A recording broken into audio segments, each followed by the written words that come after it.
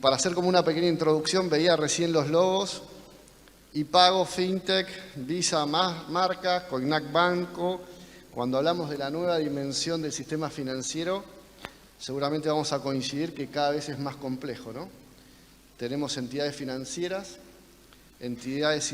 que son sponsor de FinTech, tenemos rieles de marcas, tenemos redes, tenemos transferencias con rieles de marcas, transferencias con bancos. Entonces, claramente esto va hacia un lugar que requiere la colaboración, requiere una regulación con un nivel de profundidad, porque lo que estamos intentando resolver es muy complejo. Entonces, nada, queríamos entender y escuchar un poquito dónde ves los desafíos y dónde ves las oportunidades de esa colaboración o también para el banco, ¿no? Bueno, por supuesto agradecerles a ustedes y a la Cámara por tener la oportunidad de estar acá charlando estos 20 minutos que tenemos de estos temas que evidentemente son fundamentales. Nosotros lo hemos tenido la oportunidad de hablar varias veces porque digamos, esta tensión que es global. Nosotros anoche tuvimos la cena de 60 años de la Federación Latinoamericana de Bancos y esta cuestión entre fintech y banca tradicional estaba presente y es transversal a todos los bancos y a todas las discusiones que se dan hoy en el mundo, en Latinoamérica, que por supuesto tiene que ver con todo lo que vos estuviste mencionando. O sea, hay una cantidad de dimensiones que aparecen permanentemente en nuestra mesa para tomar decisiones. Yo coincido con el espíritu de lo que vos dijiste, desde el surgimiento de algunas normas del Banco Central que le dieron cauce al desarrollo de los medios de pago digitales en Argentina. Creo que en ese tema tenemos la posibilidad, que es bastante anticlimática, bastante anticlima de época en Argentina, de construir una política de Estado. Me parece que es un tema bastante transversal y donde hay bastante consenso en que tenemos que construir marcos normativos, regulatorios, que nos permitan un desarrollo potente de los servicios financieros a través de la tecnología, desde los diferentes canales que existen, que puede ser un banco tradicional, una fintech, una aplicación o lo que sea. Entonces, creo que ahí hay un gran desafío. Por supuesto que ahí van a chocar visiones, van a chocar también estrategias. A veces el problema a la hora de pensar anticipadamente es que cuando la regulación llega, quizás ya hay 2 o 3 tecnologías compitiendo e intentar definir un estándar que nos permite interoperar y solucionarle la vida a la gente se vuelve difícil, porque no solo es una cuestión de visiones y intereses, sino que directamente es una cuestión de recursos invertidos en determinadas estrategias tecnológicas. Por eso es muy importante tener de parte del regulador, que mucho de esto se juega obviamente en el Banco Central, pero no solo, una visión, una estrategia, un balizamiento que permita el crecimiento, que permita la escalabilidad, pero que también nos garantice la integridad, la seguridad, la protección de los usuarios que menos información tienen, que sepan qué están contratando, a qué se están subiendo. Creo que es una agenda que tiene que surgir necesariamente del diálogo para que sea proactiva en términos de generar soluciones, pero que al mismo tiempo esté anclada en lo que efectivamente está pasado en cada una de las empresas que hoy están aquí, que son las que efectivamente están haciendo las cosas. Entender el rol de cada una de las partes es fundamental y bueno, es un desafío muy importante y nosotros, obviamente, como un banco, el Banco Provincia cumple 203 años, entonces fue el banco que imprimió el primer billete, es el banco más antiguo de Hispanoamérica. Tenemos un desafío muy importante de seguir trabajando en nuestra propia transformación digital para estar acorde con las demandas que hoy tienen los usuarios y las usuarias de servicios financieros, pero que nosotros creemos, y ahora ya como banco público y como parte del gobierno de la provincia de Buenos Aires, que es fundamental llevar esta solución a todas las poblaciones, a toda la provincia. Ese es nuestro desafío con Cuenta.ni. Son 135 municipios. Bueno, hay que estar en los 135 municipios. No necesariamente los que quizás más rápido van a adoptar una tecnología nueva, sino en todos los puntos. Y bueno, eso creo que lo logramos y creo que el desafío es continuar por esa agenda donde evidentemente el diálogo y la cooperación es parte. En algunas cosas estaremos de acuerdo, en algunas cosas seremos complementarios, en otras se competirá. Tampoco es tan grave, es la naturaleza de lo que también genera un mejor servicio a los usuarios. 100%. Ahí voy a tomar como 2 o 3 conceptos que enumeraste, ¿no? Uno es Cuenta DNI logró la distribución, ¿no? Hoy están llegando casi a 10 millones de usuarios y es un caso de éxito dentro de una entidad financiera, ¿no? Y nosotros como FinTech vemos un valor, nosotros, en esa capacidad de distribuir productos financieros. Pero a su vez, cuando hablamos de regulación, un modelo exitoso de crecimiento o de escalamiento de una FinTech hace que la regulación empiece a ser mucho más precisa sobre la FinTech, ¿no? Pero nosotros como Cámara también buscamos de cuidar ese espacio de crecimiento a la innovación, que por ahí, te doy un ejemplo, una billetera que logra traccionar X producto, viene una regulación fuerte, no me mate al espacio o a los emprendedores que quieren generar nuevas ideas, porque si no es muy costoso poder crear esas nuevas ideas, ¿no? Por eso creo que lo que decía, tener una visión prospectiva, porque también, diría, desde un banco, la pregunta sería ¿por qué el banco no está ofreciendo ese servicio? Y si el banco no lo está ofreciendo por una traba regulatoria y aparece un actor que porque no está regulado puede ofrecerlo, ahí hay un desequilibrio que tiene que corregirse en algún momento. Entonces, en realidad la pregunta, ahora digamos al regulador sería, ¿este servicio hay que ofrecerlo? ¿Este servicio tiene sentido? ¿Esa regulación tiene sentido? ¿Está bien que los bancos no puedan hacerlo? Bueno, son todas cuestiones que hay que ponerlas en la mesa y hay que discutirlas. Es evidente que si aparece un producto, un servicio, ese servicio tiene valor, la gente lo demanda, es que bueno, evidentemente ahí algo estaba pasando. Y si eso estaba trabado por una regulación particular, habrá que discutir la regulación. Pero por eso te decía que el problema es que si ese camino no está bien trazado como política pública, como un Estado que tenga una visión en el tiempo de hacia dónde quiere que esta industria avance, bueno, el problema es que después aparecen actores a los cuales hay presiones para que desinviertan de otros actores en determinados segmentos. Eso es nocivo, eso es lo que hay que evitar. Por eso es muy importante generar ámbitos de espacio, de discusión, de entender entre todos hacia dónde estamos yendo y bueno, y también pensar, bueno, qué normativas existen y qué sentido tienen. A veces hay una visión que todas las normativas son innecesarias o son una traba, y no necesariamente. Hay algunas que tienen sentido, algunas que tienen dolorosamente sentido, y quizás no lo queremos ver.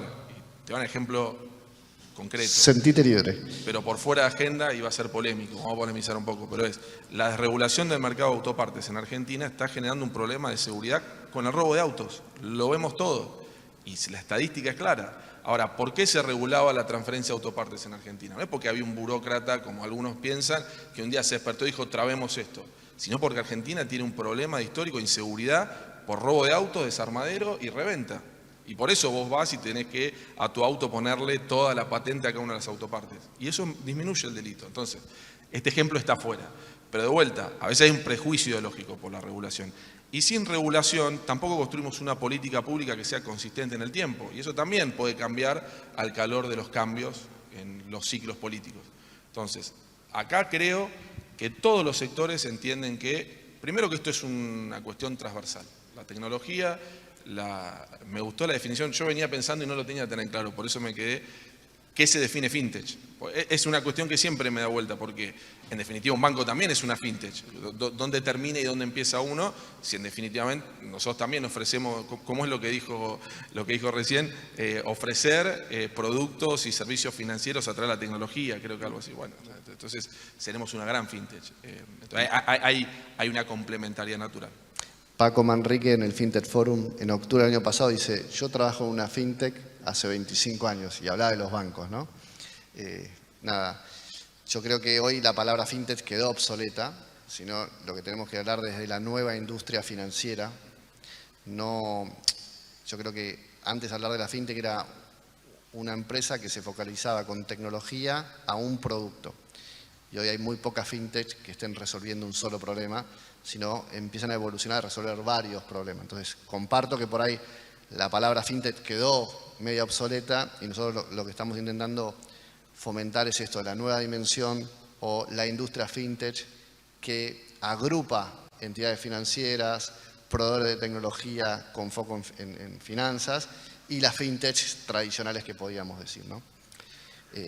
Entonces, ahí es interesante. Me asustaste cuando dijiste, voy a dar un ejemplo, cuando saliste con las autopartes me quedé tranquilo.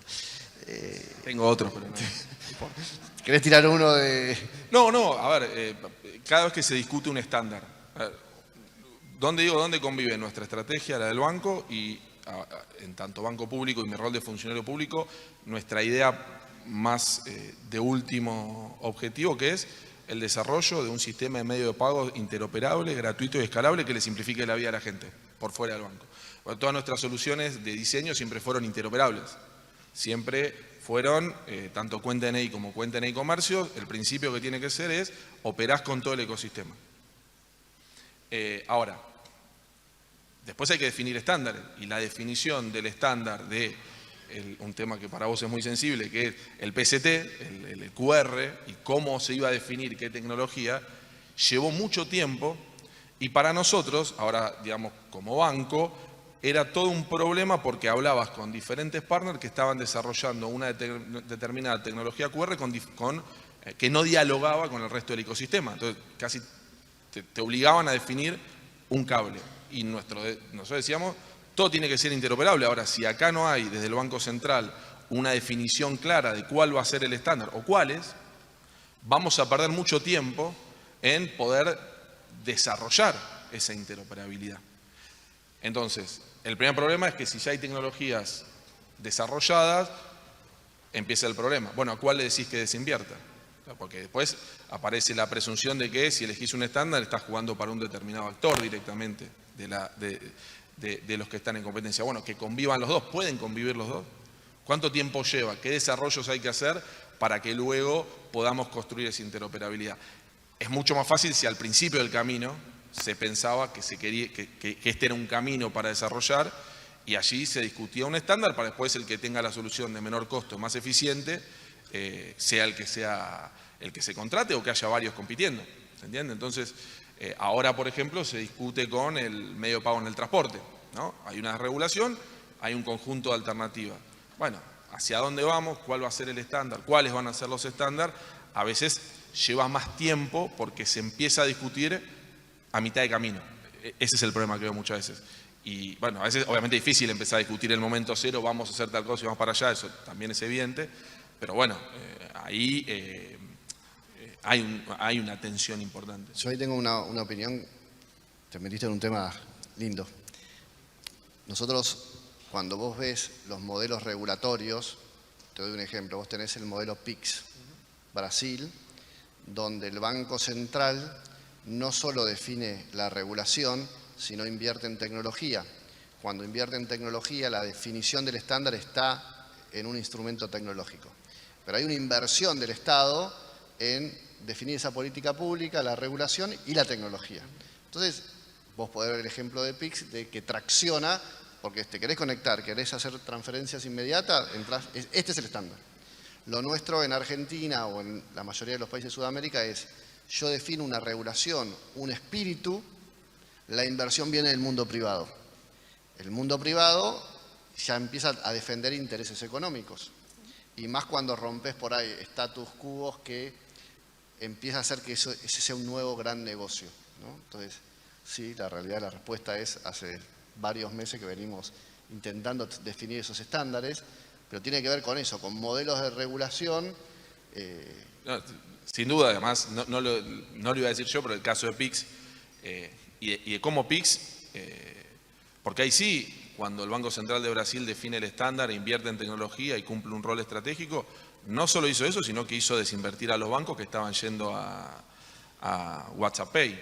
Y los bancos grandes se habían invertido en esa tecnología, estaban cerca de lanzarlo, iban a hacer WhatsApp, por lo que dicen, Brasil es uno de los países con mayor uso, y sin embargo el Banco Central le dijo, bueno, hasta acá, porque la solución va a ser esta, después si quieren lo lanzan, y cuando lo lanzaron después no tuvo la atracción que tenía, y toda la agenda de PIX, por eso es el ejemplo, no vamos a hacer brasilerismo, pero digamos el ejemplo que de hecho cuando arranca el proyecto PIX, hasta uno puede decir estaban un poco atrás, porque nosotros ya teníamos ciertos principios de interoperabilidad. Nosotros teníamos de BIM, en la calle, de Cortaú. Teníamos un camino ganado, ellos arrancaron un poco más atrás, bueno, sin embargo hoy van con una persistencia y el modelo obviamente de un Estado que además invierte en tecnología, porque además al invertir en tecnología entiende lo que implica, porque también, digamos, ¿no?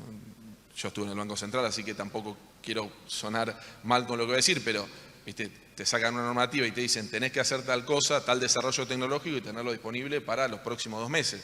Y vos tenés que ir a hablar con el Banco Central y decirle, está bien, pero no es que yo tengo toda la gente parada esperando tus normas para decirme qué producto o servicio tengo que ofrecer. En 2 meses no se desarrolla esto que vos estás pidiendo. Por eso es que creo que hay una oportunidad y hay un desafío y hay una construcción que tiene que ser entre todas las partes. Mi objetivo final, el objetivo nuestro como gobierno de la provincia, es maradoniano, es que la gente no se coma este garrón. O sea, que la gente pueda acceder a los mejores servicios, los más seguros, los más transparentes y los más baratos posible. Y que después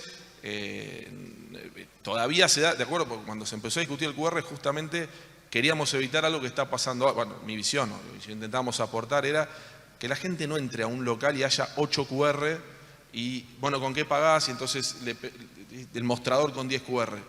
Que haya un QR y, bueno, después vamos y nos matamos a ver quién llega a ese punto de venta. Y vos venís con tu solución y le pagás. Y eso es lo más sencillo y lo más transparente para todos, no tener que estar viendo dónde, cómo buscar, que yo sé cuánto. Bueno, la gente de común todavía no lo entiende. ¿Viste? Te dice, te cobro con tal solución, te cobro con cuenta DNI. Y te da un alias, y vos decís, no me estás cobrando con cuenta DNI, me puedes pagar con cualquier banco, y así pasa mucho, hay mucha confusión en el día a día en la calle respecto de qué es la interoperabilidad.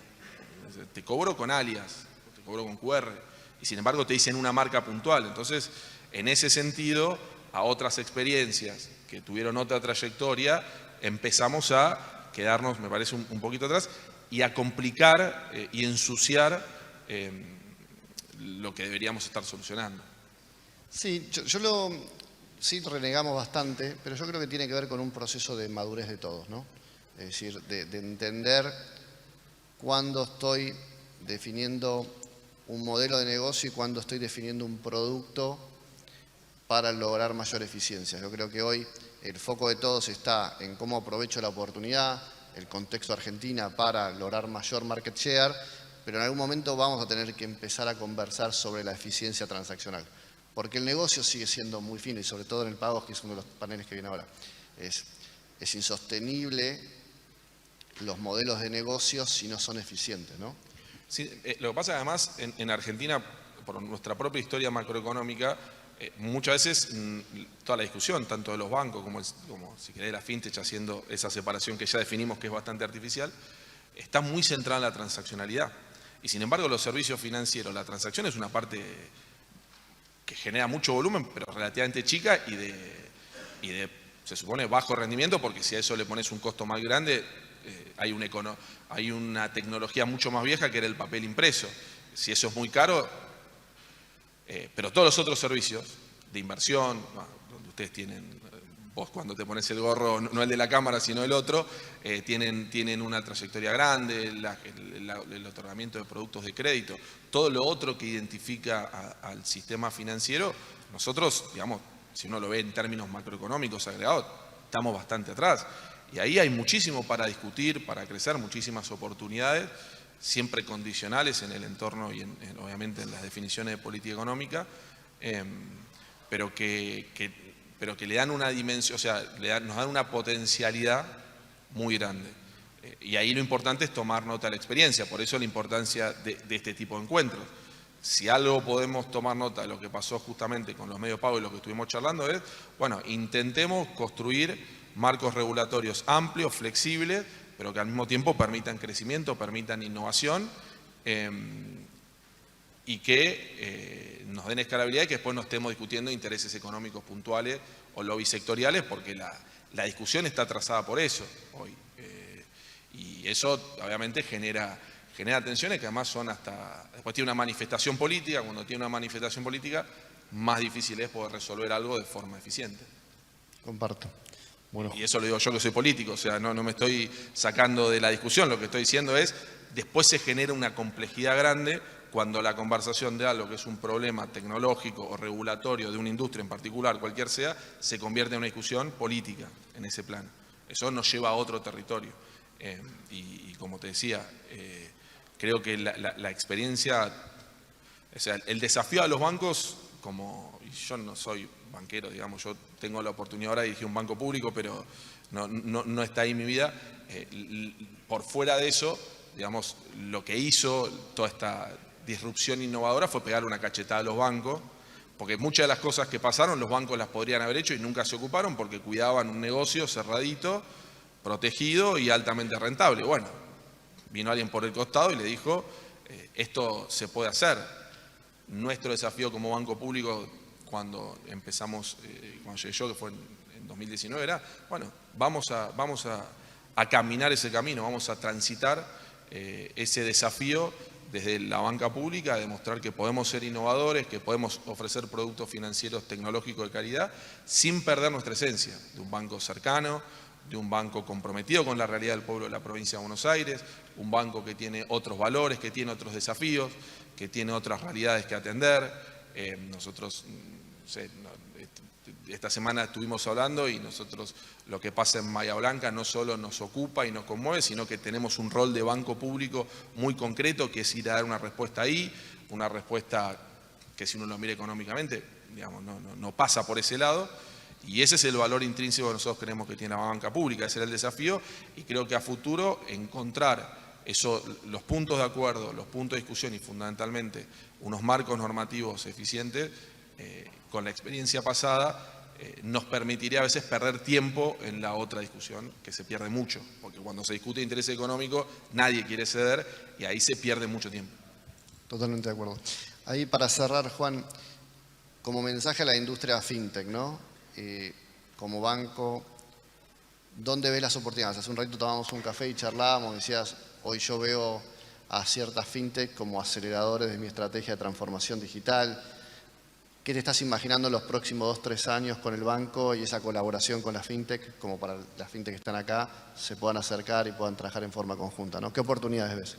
Claro, lo que pasa es que ahí está lo que te dijo Paco Manrique. Vos, cuando uno ve, ¿no? Paco no estaba, así que podemos hablar. No, pero digo, cuando uno ve las empresas que están en la Cámara Fintech, y bueno, muchas son proveedoras del banco hace muchos años.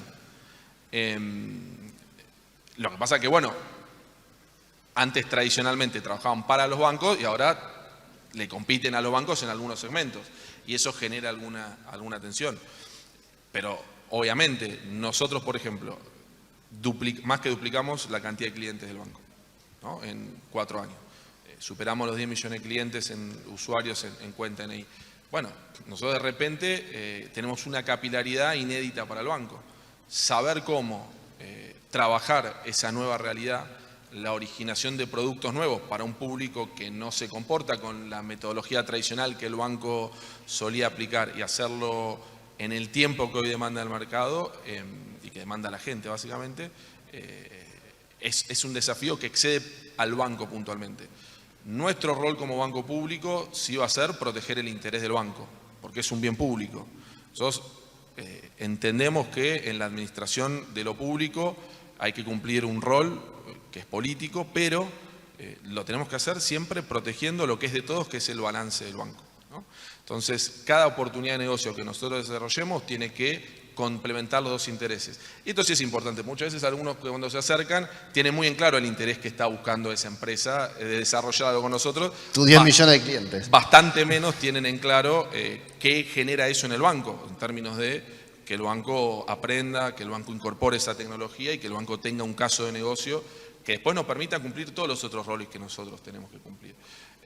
Pero la verdad que el desafío es inmenso por esto que te decía antes. Venimos de trabajar mucho en la transaccionalidad. Y todo lo otro es un potencial inmenso, todo lo otro.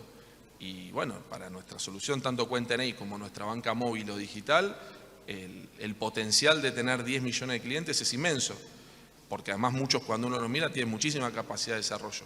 Y eso nosotros naturalmente nos vamos a apoyar en socios que tengan experiencia en estos temas, porque va a ser la mejor manera de hacerlo de forma eficiente, escalable y que redundee en un beneficio para el banco y eventualmente, lo más importante, para la comunidad de la provincia de Buenos Aires, que en definitiva son los dueños de nuestro banco. Ese es nuestro accionista, el pueblo de la provincia de Buenos Aires. Ahí déjame sumar un concepto. Durante muchos años todos trabajamos para lograr la principalidad de nuestros clientes, ¿no?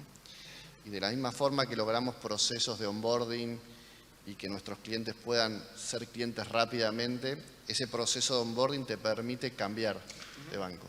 Entonces, esa principalidad cambió drásticamente, porque hoy tengo la posibilidad de decir, esta cuenta remunerada me paga 2 puntos más y me voy durante 30 días, pero con este juego, el juego de lending. Entonces, vos fíjate que algo que fue un beneficio en el crecimiento, en la distribución de un proceso de onboarding, te cambia los modelos de principalidad de tus clientes, ¿no? Sí, sin duda. También es cierto que al final del camino, digamos, mi visión, esto digamos es probablemente una conjetura, el público que se mueve muy rápido entre plataformas también tiene una determinada y un determinado perfil. A lo largo que uno, o sea, a lo largo que uno va creciendo, tampoco trabaja con 100 bancos y dice, che, me muevo necesariamente de acá allá. Si busca un servicio, termina en un anclaje. Ahora, la principalidad obviamente está puesta en crisis. O sea, digamos, lo que vos dijiste, antes, hace no mucho tiempo, para tener clientes en una determinada localidad tenías que ir y abrir un punto de venta físico, y hoy muchos de los que están acá tienen clientes en todo el país y quizás no tienen ningún punto. Entonces, evidentemente, eso está puesto en crisis. Y eso genera una oportunidad y un desafío para todos por igual. El desafío es, y bueno, tenés que ofrecer un buen servicio, tenés que trabajar bien, tenés que solucionarle la vida a la gente, y el que lo haga ganará y el que no tendrá más problemas. Ahí no veo más que la realidad de lo que nos toca. Yo me acuerdo que en un momento se discutía mucho en el Banco Central cómo generar la portabilidad entre bancos, como si fuese celular. Y eso es difícil porque cómo te llevas la calificación de crédito. Y bueno, quizás no tiene una solución regulatoria, pero va a tener soluciones tecnológicas muy rápido, más rápido, hoy hablamos, más rápido de lo que pensábamos, va a aparecer alguien que se le ocurra cómo, y bueno, eso naturalmente va a ir cambiando.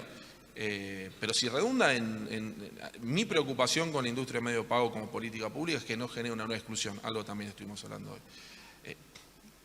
Vos, digamos, con la tecnología tenés una relación, pero no es el común de la gente que tiene necesariamente ese tipo de relaciones. Un público con el cual nosotros venimos trabajando en términos de capacitación financiera son los pibes y las pibas. ¿Por qué? Porque empiezan a manejar dinero y mi experiencia cuando empecé a manejar plata era, mi viejo me da plata para ir a comprar algo y como era físico el billete, yo sabía que tenía esta plata y era cuánto podía gastar y entonces aprendí a hacer alguna mínima planificación, pues si tenía esta plata para salir el viernes y el sábado, bueno, no me la reventaba todo el viernes, si me la reventaba todo el viernes tenía un problema el sábado. Bueno, con el dinero virtual y el mandame plata, a los pibes les cambia la cabeza, su relación con el juego, ¿viste? Son tokens, es plata, todo eso es un universo diferente.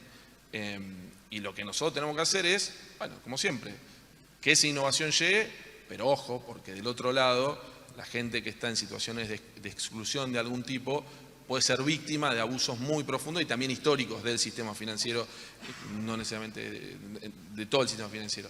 Bueno, eso también hay que protegerlo, hay que tutelarlo, y eso es algo que a nosotros nos preocupa, porque nosotros lo vemos le pones onboarding todo y a la gente le siguen sacando y vaciando la cuenta.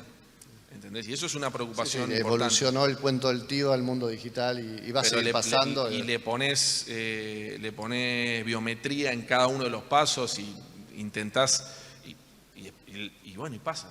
¿Cómo puede ser? Pero le puso su biometría para poder autorizar este producto, le pidieron 10 veces cosas, dio todas las claves. Bueno, pasa. Y como pasa, nosotros tenemos que tener una visión sobre eso que también contemple los escenarios malos. Y esto lo hablo más general del sistema financiero.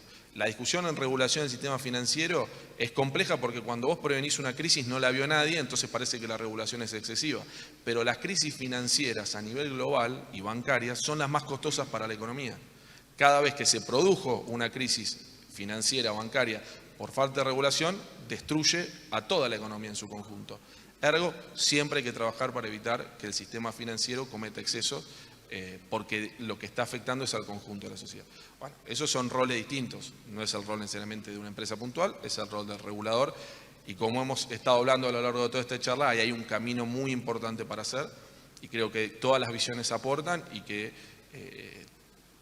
el diálogo colectivo nos va a permitir construir una regulación y una política pública lo más permanente en el tiempo posible, que eso es lo que también se necesita, estabilidad, pero no estabilidad de pico, sino estabilidad concreta, clara, y bueno, vos mencionaste el caso de PIX y cualquier otro caso virtuoso tiene al Estado jugando un rol fundamental en el proceso de desarrollo de una industria. Bueno, Juan, nos pasamos un ratito, pero muchísimas gracias por favor. Gracias a vos. Por todo. Muchas gracias.